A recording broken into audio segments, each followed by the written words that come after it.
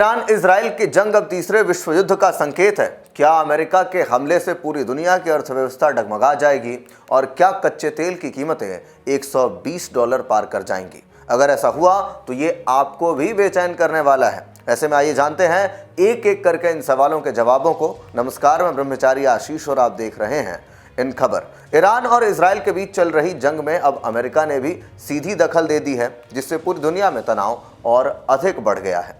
America की ओर से Iran के 3 परमाणु केंद्रों फोर्डो, नतांज और इस्फहान पर की गई एयर स्ट्राइक ने हालात को और गंभीर बना दिया है।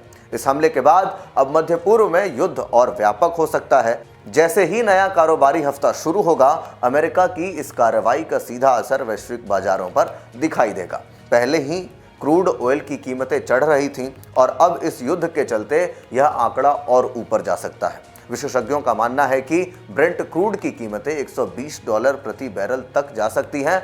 ईरान और अमेरिका की टकराहट के बीच होर्मुज जल डमरू मध्य को हाई रिस्क जोन घोषित किया गया है, जो दुनिया के सबसे अहम तेल मार्गों में से एक है। बीमा दरों में भारी बढ़ोतरी हुई है और कई जहाजों ने अपना रूट बदल लिया है। इससे ईंधन महंगा होना तय माना जा रहा है। अमेरिका की कार्रवाई से पहले ही दुनिया भर के बाजार दबाव में थे।